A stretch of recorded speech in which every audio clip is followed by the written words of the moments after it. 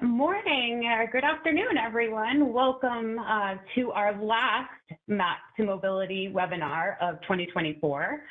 We are so glad you're joining us, and we've got a great presentation today and two great presenters in Mike and Terry. Mike and Terry have been doing this for a long time. They'll give you their background information. But we just want to remind you that this is a conversation that we hope doesn't end today. Mike and Terry are going to give you some really good information, and you're probably going to have some questions more related to your specific needs and products. But we've got 43 locations that are in your area, and our ultimate goal is just to help our customers and communities. So please don't hesitate to reach out. Dan is going to be manning the chat. So send him questions as they come through, and Dan will answer those via the chat. And without further ado, we're going to get it started. So I am going to hand it off to Mike, and he's going to take it from here.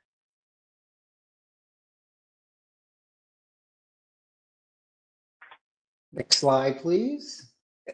Oh, sorry, Mike. Thanks. There you go. Hello, everybody. Thanks for joining us today. Glad you're here. Hopefully we can answer a lot of your questions and give you some good information. I'm Mike Smith. I'm the Director of Service and Parts for United Access. I live in Mesa, Arizona with my wife and my couple big dogs there. And see, that was trying to give me a big kiss. So gotta love that. Next slide, please.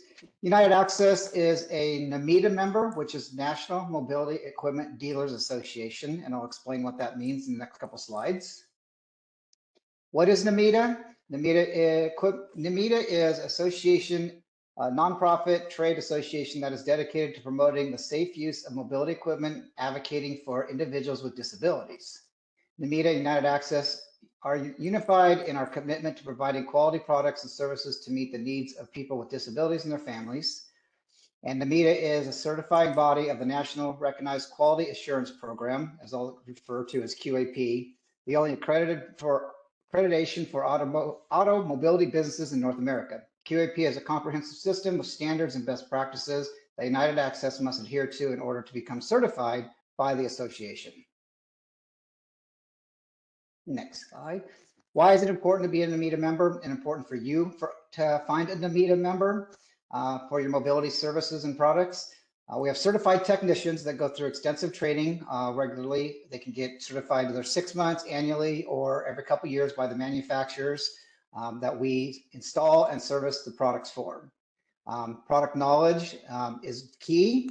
You can go to a mom and pop shop or your local repair shop, and technicians could probably work on your product, but having a certified technician versus a non-certified technician on the products that you use is crucial because we know how they operate, how they're supposed to work, and they fit your individual needs. Specialized training, you don't want somebody not working on it that isn't familiar with our equipment. So again, having certified techs is very important for us and for you.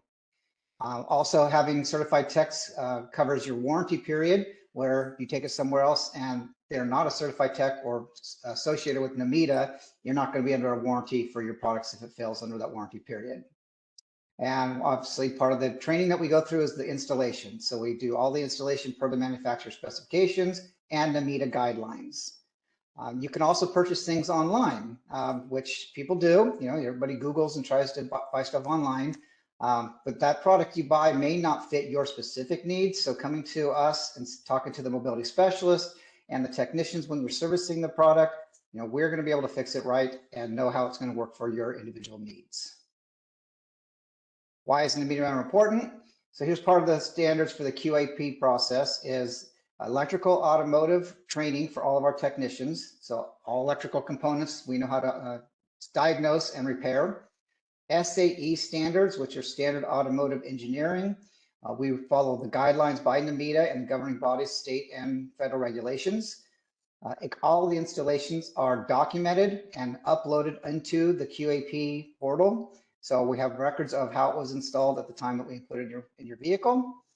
And the QAP audit is an annual audit that all of our stores go through.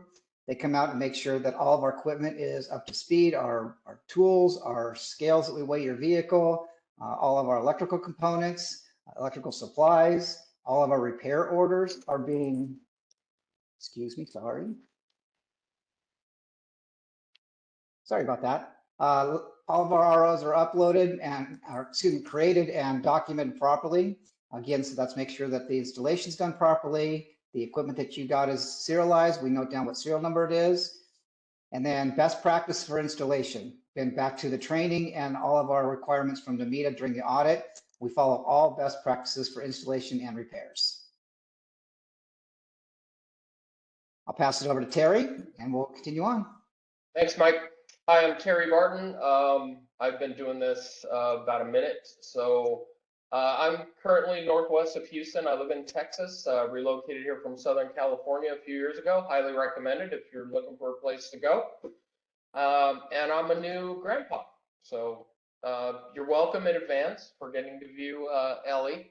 That's in her dinosaur and 1-year birthday cake outfit. So she keeps us busy around here. We love her a lot. All right, importance of regular inspections is the first topic that I'm going to talk to you about.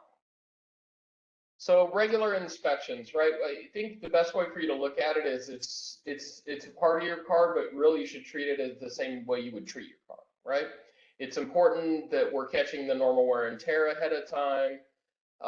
If you're doing regular maintenance inspections and equipment inspections on your car, our trained technicians, as Mike was talking about, they're trained from the manufacturers to notice issues or discrepancies in how the equipment's functioning or any problems that might come up, and getting them fixed before they break is a lot less traumatic and typically a lot less expensive. So please put regular maintenance schedules on your calendar. A couple tips we have for you: don't wait until it's broke. So very often, if you've had your piece of equipment for a while, you're very used to how it works, how it sounds when it works, how long it takes to work. And if you start to notice any of those things changing, we'd highly recommend that you get in touch with your nearest United Access dealer and get it in for an inspection. Maybe something simple could be fixed real quick. If you bring it in for regular maintenance, you don't have to diagnose it. So rather than you trying to figure out, is that going to break when I go pick up my granddaughter from softball practice tomorrow?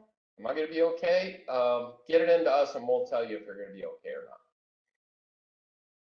All right, wheelchair accessible vehicle inspection. So we're going to kind of go through just a basic outline of what the wheelchair inspection process that we have outlined and that our technicians are trained to perform on any wheelchair accessible vehicle. All right, so mobility equipment and conversion safety. We're going to inspect for function and safety. We're obviously going to check your battery terminals if you've had a wheelchair accessible vehicle any length of time. You know, the battery is a very important part of that system, and some of the cars are pretty hard on these batteries. So having clean terminals is super important. Performance testing. So we're going to run all of the equipment that you have through the cycles, and what we're looking for is what we expect to see happen. If we notice something else, and we're going to notify you of that, we might need some further time with it, or we might be able to tell you right then. And then we're going to do a vehicle multi-point inspection on your car as well. So what Mo's showing you right now is our document that we train our technicians and that will be filled out when we do your mobility equipment or MEI inspection. And you can see we do an under hood maintenance inspection of your vehicle as well. The conversion equipment, we're going to go through the door, check the track condition. We put all these on here just, you know, to give our technicians a checklist to make sure they're hitting all the high points. And then also, if you have any other mobility equipment in your van, we're going to take a peek at that too. Could be transfer seat, could be a set of hand controls, maybe some securements or a lockdown. We're going to give that all a good once over. We want to make sure that everything in your wheelchair accessible vehicle is ready for you to use. Stowage lifts. So we talk a lot about vans. That's a big part of our business. And if you have one, it's a big part of your life. We also have tons of clients that just don't need that level of accessibility at this time. So we have exterior lifts, interior lifts, and like Mike said, through our DMETA program and our QAP, all our technicians are certified to do inspections, installations, and repair on these. So some of the things we would check with your stowage lift would be potentially the lift belt or the motor. Obviously, we're going to be cleaning and re-greasing drive chains. We're going to check all the wire connections. We're going to check the pendant or however, whatever switches operate it and make sure they're functioning properly so you don't get stuck. And also we do DPAs, right? So that's a fancy acronym for dual parallel arm. So a lift that you would typically see in a full-size van, not a lowered floor minivan. And as you can see right here, a little more extensive on the standard wheelchair lifts here, or what we would call the occupied wheelchair lift. And they have a lot of safety features on them since we're lifting you from the ground up maybe 30, 40 inches or more. So we're going to make sure all the safety features are functioning properly so you don't have any mishaps. The hydraulic and mechanical systems are functional, and all the electrical is functioning as intended. All right, so I don't know if any of you have seen this product. It's been around a long time, but it's actually gotten a lot more popular in the, I would say, past five or so years. So this is an assist seat. This one happens to be a Tourney Evo. It happens to be in a Dodge Grand Caravan, but this has applications in many vans, small SUVs, trucks, and basically, you know, that seat's going to come out and pick you up from the ground and put you into the car. We have a stated process for doing the inspections on these as well that we've developed since we've been selling so many of them. Some of them are programmable, so we're going to verify that the programming is current and accurate for what you got going on right now. We're going to lubricate. The manufacturer does give us some recommendations on what needs to be lubricated. We're going to make sure that's all good for you. And then we're going to check all the fasteners to make sure everything's tight. This is a moving piece of equipment. It's got two separate components, moves across 3 different axes. So we have a few points to check and make sure everything's tight and adjusted properly. And then as you can see, it's relatively close to the side doors. That beautiful young girl is coming out. We want to check and make sure all those panels and everything's firmly attached so nothing gets caught when the seat's traversing in and out of the car. All right, driving aids. So super important here, right? Like driving aids basically term for hand control, kind of the same thing. And that's what controls the gas and the brake. So those are important features. We want the car to accelerate and decelerate when you're telling it to do that, and we also want it to stop when you want it to stop. So we're going to check the accelerator rod mounting and make sure that that bracket is clear, that there's no physical obstructions. We're going to check the lock nuts on the accelerator and the brake rods to make sure they're tight, nothing's loose or come out of adjustment since you had your installation done. We're going to verify that the throttle operates smoothly both on acceleration and deceleration, so there's no obstruction there. And if it happens to be an electronic hand control, we're going to verify that all the wiring connections are tight and everything's functioning as it's supposed to. Financing options. So a lot of people don't know this, and if you've had this experience, I'm sorry, but you know, sometimes these repairs can be expensive, right? Maybe you hadn't done your regular maintenance, or unfortunately it was just your turn to have something break in your van. We understand it's really important for your vehicle to operate. It's not easy for you to go just grab something else and transport yourself or whoever you're transporting around.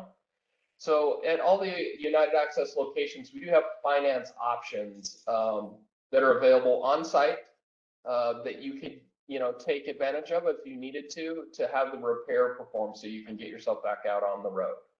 Also, we take all major credit cards for any of the services we provide. All right, so, you know, I've talked a couple times about, you know, how expensive these things can be. If you don't have an extended warranty, you probably can get one.